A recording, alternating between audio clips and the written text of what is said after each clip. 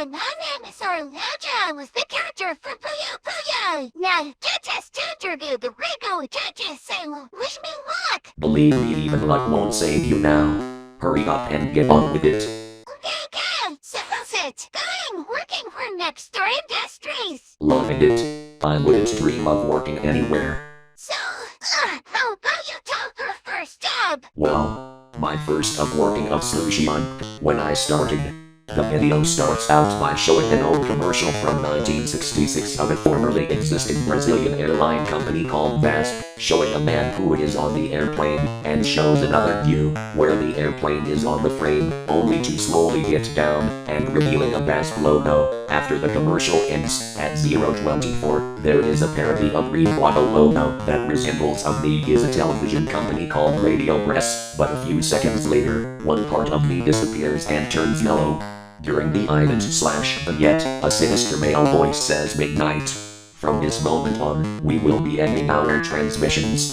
We advise you to turn off your TVs and have a good night.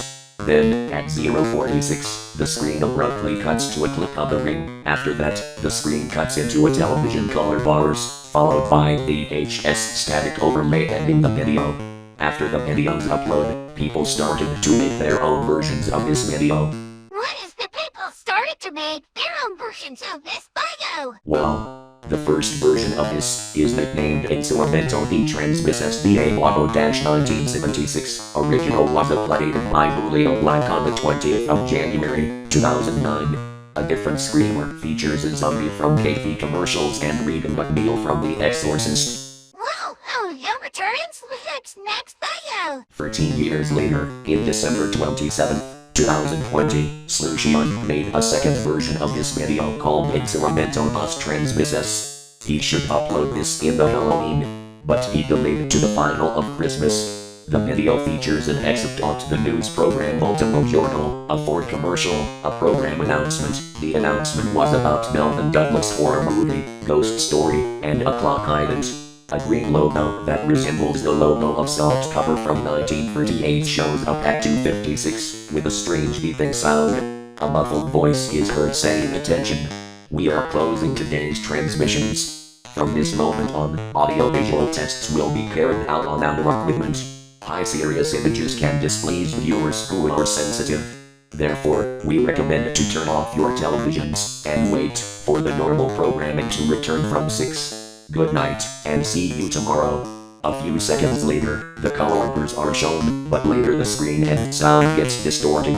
Then a bunch of strange letters and numbers show up. A series of scary clips/pictures with scary sound gets played. Then approximately 2 minutes later, the screen cuts back to the colors. Then it follows up with a static effect. So, what is the final static effect with the scary clip? Well, that final static with a scary clip is the pin-off vendor from 1933. How you get your channel name? Well, I don't know. Tauhalicious Lagarto, Hiplito has named after of my first video has completed 10 years. How many stars or have you stared in your life? Too many to count. And I ain't going to stop either, so be afraid ye. Very afraid. What's your opinion about the radio and television sign-offs? Well, a lot of people find the daily endings of broadcasts quite frightening. Nowadays they don't happen so often. The TV broadcasts their programs 24 hours a day, 7 days a week.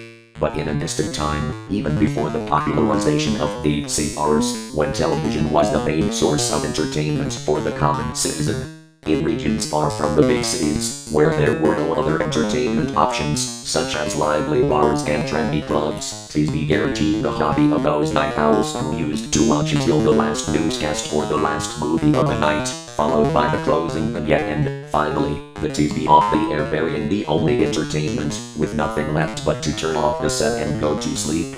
In the late 70s, however, it is said that this routine was sometimes broken by strange situations on TV when programming ended. Several of these night viewers claim to have witnessed the bizarre occurrence of the closing vignettes. According to them, the vignette started off as normal, but soon frightening images and distorted audio began to appear, which left people very scared and confused. It was very strange that these reports came only from residents of remote regions, where the signal from the stations did not come directly from the generators, but from affiliates and relays. At a time when information did not flow as quickly or easily as it does today, only some of these viewers were left with fear and doubt. Some even wrote letters to the network questioning these incidents, but when they got a response, it was with the assertion that they never happened.